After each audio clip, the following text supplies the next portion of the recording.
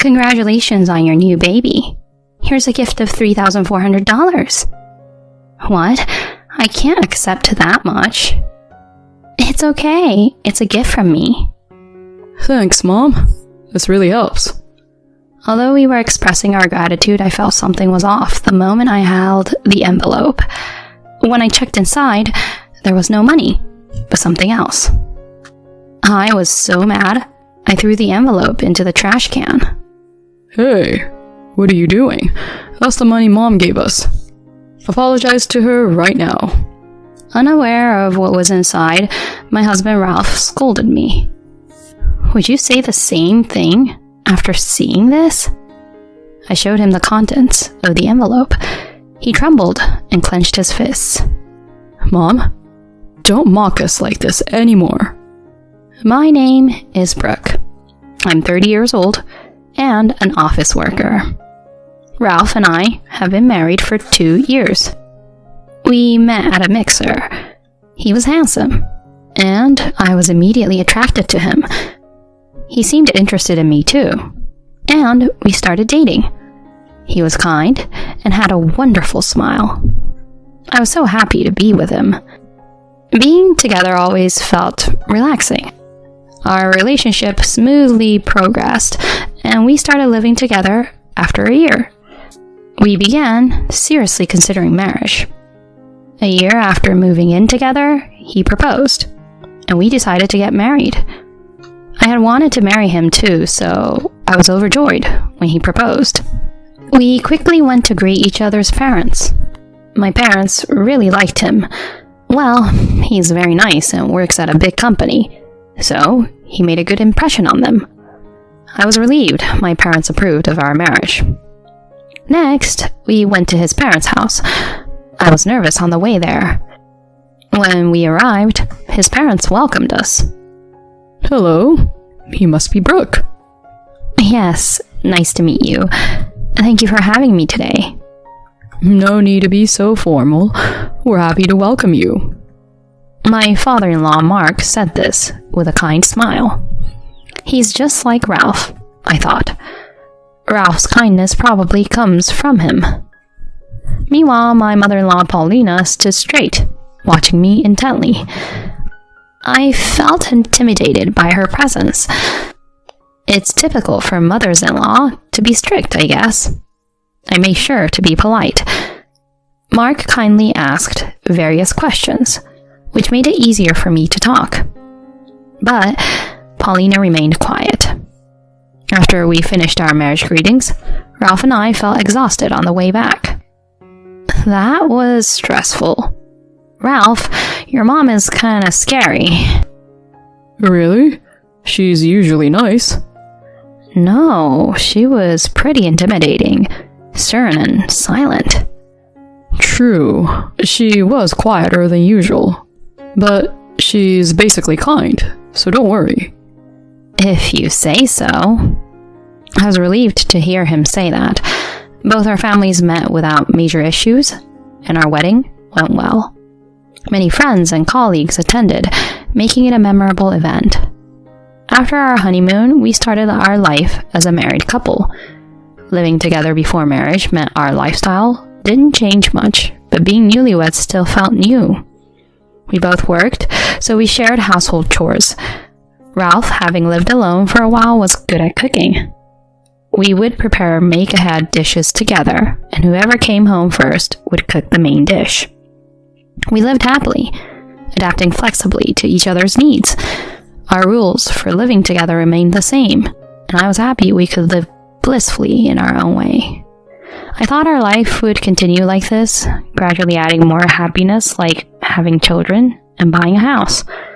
However, something big happened 2 years into our marriage. What? Dad's in the hospital? It started with a sudden phone call. Mark had suffered a stroke and was hospitalized.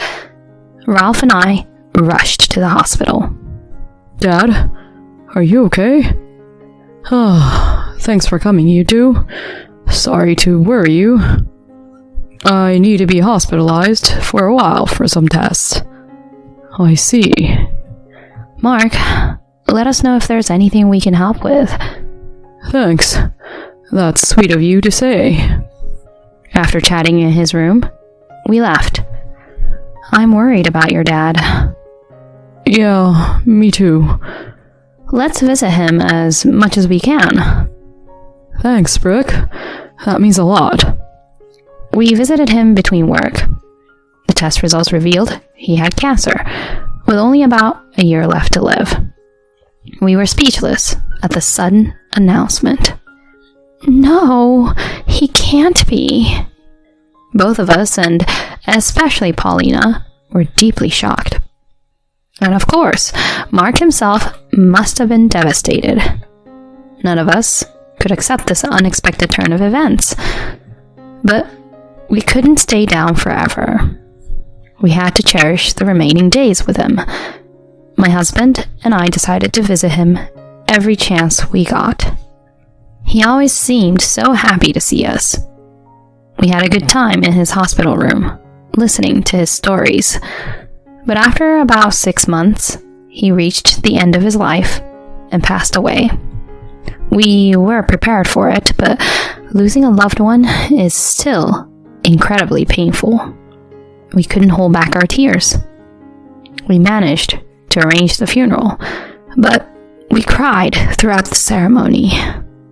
Mark was a well-respected man, and many people attended his funeral to pay their respects.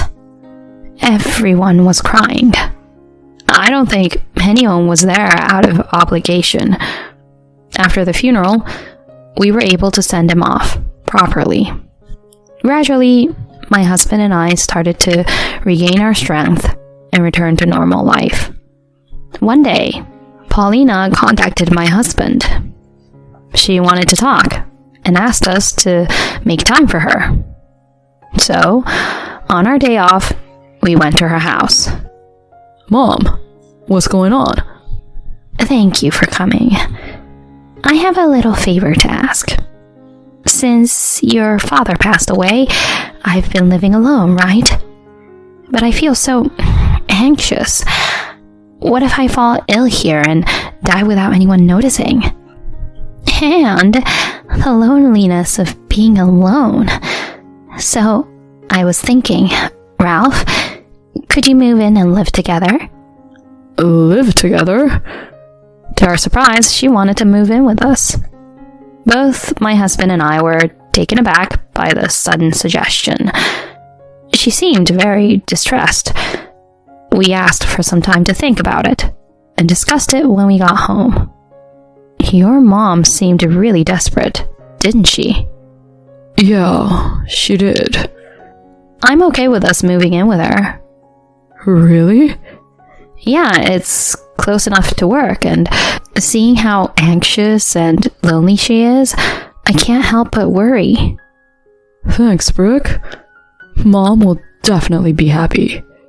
Then, he contacted her to agree to us moving in. She seemed very pleased, which made me happy too. We then canceled our apartment lease and moved into her house. Mom, looking forward to living with you. Me too, sweetheart. At first, living together went relatively well. Having lost her husband, she seemed happy just to have people around. So she was initially kind to me. Thank you, Brooke, for helping with the household chores. It's really helpful to have you here. Not at all, I'm happy to be of help. She would express her gratitude to me like that. But about 3 months after we started living together, her attitude began to change. Hey, Brooke, when are you going to quit your job? What? I don't plan to quit my job. What? A wife should be at home supporting her husband. It's ridiculous for you to keep working. Have some shame. But I was shaken by this sudden change in her behavior. As she regained her strength, she started treating me terribly. A woman obsessed with her job. Not sure about that. Don't you realize that by not being a housewife, You're increasing my burden? I'm sorry. I appreciate that you take the initiative with the household chores. All I could do was apologize, but her harsh treatment continued. When will I see my grandchild? Are you not having kids because you're working? That's something my husband and I are discussing. She was right. We've been saying we want to focus on our careers for now. See, it's people like you who contribute to the declining birth rate. You should be pumping out babies left and right. Why does she have to say it like that? It seemed like she just wanted to blame me, and nothing I said mattered. She always picked times when my husband wasn't around to harass me. She was really mean, and I started to despise her. My husband was increasingly busy with work trips and overtime, so we rarely had time to talk. My mother-in-law took advantage of this and spread rumors about me to the relatives, who believed her since they had known her longer. The relatives sided with her, and they would say things like, "You shouldn't give your mother-in-law such a hard time. Is it that young people today are so self-centered?" Paulina appeared delighted to have everyone on her side. I'm so glad you all support me. I just wish she'd realize her duties as a wife. I found these gatherings unbearable. Another source of distress was my sister-in-law, Maribel. She lived alone and worked as a freelancer, only showing up at family gatherings. She avoided coming home when Ralph was around, as they weren't close. She joined her mother in bullying me. She's so delusional, still not quitting her job even though Mom told her to. She's the worst. How selfish can she be? I thought it was odd that Maribel at 28 was still freelancing and not settling down, but I had no allies here.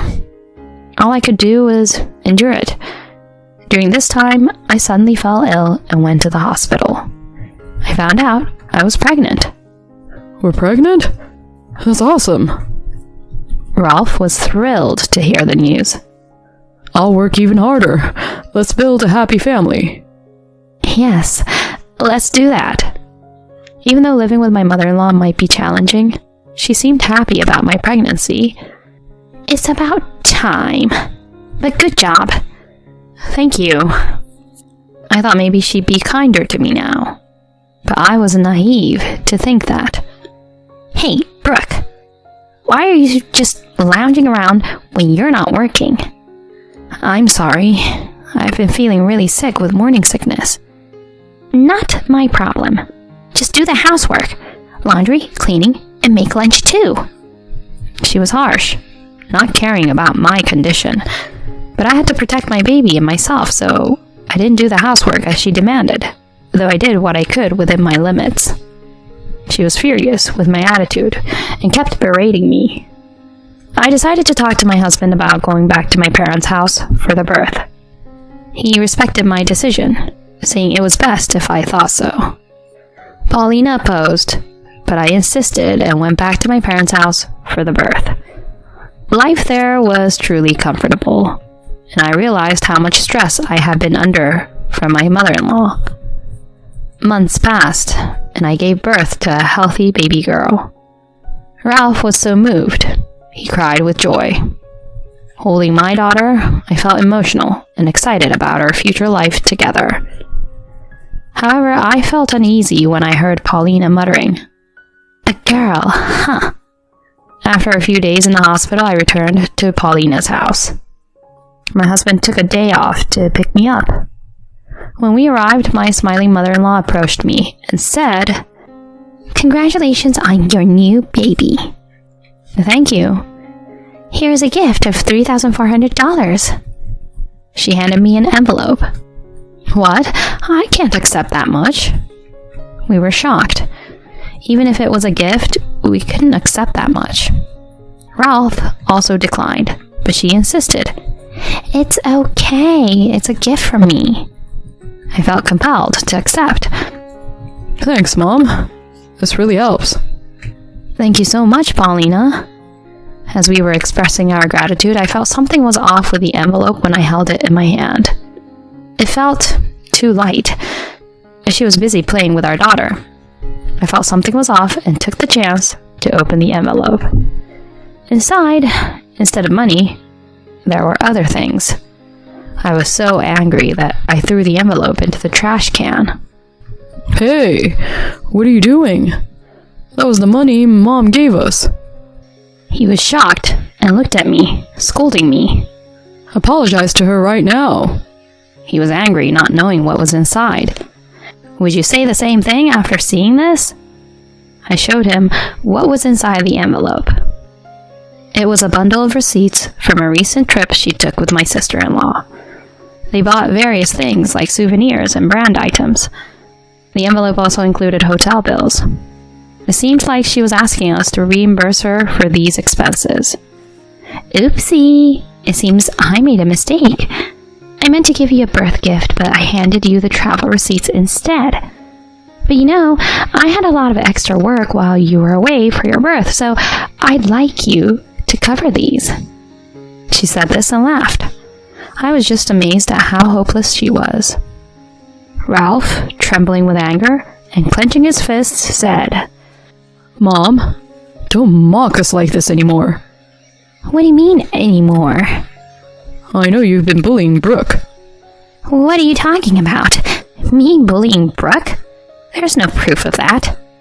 I've been busy with work and couldn't be there for her as much as I wanted, but I sensed she was troubled. But she always said she was fine when I asked, so I decided to install a hidden camera. What? The footage showed you bullying her several times. I collected it as evidence and agreed to let Brooke go back to her parents to prevent further harm. When she returned, I planned to leave the house with her and our daughter. What? You're kidding, right? No, I'm not. Brooke is more important to me than you. Now that we have a daughter, I can't take care of you anymore. Maribel is there, so I'm sure you'll be fine without me. Don't say that. I apologize for being harsh to Brooke. She was panicking. Please, forgive me, Brooke. I'm really sorry. She apologized to me, but I couldn't forgive her anymore. I can't trust you anymore, so you don't need to apologize. I'll use the evidence your son collected to sue you for the emotional distress you've caused. What? Please, tell me you're joking. No, I'm serious. You pushed me to my limit. She slumped into defeat. My husband and I packed our belongings, left the house with our daughter, and put our stuff temporarily at my parents' house. We then rented a new place and moved in, cutting off all contact with my mother-in-law and making sure she didn't know where we were. We sent a formal notice and sued her for damages. When Maribel called my husband, furious, he told her she would also be sued, and she went silent. We stopped attending family gatherings. However, a kind relative who had always been nice to me secretly contacted me and told me that my mother-in-law and sister-in-law, faced with the lawsuit, were now asking relatives for money. The relatives quickly distanced themselves from them. The two, known for their wasteful habits, had quickly squandered my father-in-law's inheritance and were now trapped in a cycle of debt and overspending. They were desperately working part-time jobs to repay their debts, but their spending habits only increased their debts. Serves them right. In contrast, my husband and I were happily living together, watching our daughter grow. From now on, I'm going to talk to my husband immediately if something comes up and make sure we face problems together as a couple.